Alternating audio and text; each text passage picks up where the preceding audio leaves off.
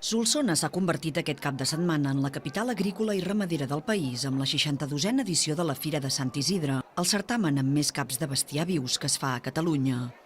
Durant 3 dies s'hi han pogut veure un total de 606 caps de bestiar a les veles del Camp del Serra.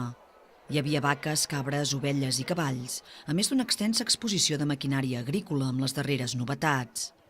Però tot i que la mostra agrícola i ramadera és un dels principals atractius, a la Fira Solsonina hi ha molts altres sectors representats. La plaça del Camp ha concentrat el sector de l'automoció, amb els principals concessionaris que han exposat vehicles nous i seminous. Els estands comercials i empresarials i la Fira d'Entitats s'han pogut veure al llarg del passeig del Pare Claret. Enguany, la Fira de Sant Isidre ha sumat esforços amb la Fira Masies Més Sostenibles, especialitzada, entre d'altres, en l'autosuficiència de les masies, amb empreses dedicades a les energies renovables i la biomassa. El nucli antic de Solsona, que tenia els comerços oberts, ha reunit les parades d'artesania i la plaça Major es va reservar pels productes artesans elaborats al Solsonès.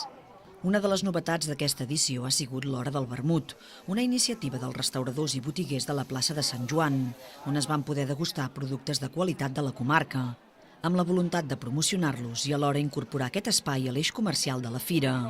La Fira de Solsona, que des de l'any passat és catalogada com a Fira d'àmbit català pel Departament d'Empresa i Ocupació de la Generalitat, ha mantingut el mateix pressupost que l'any passat, 90.000 euros.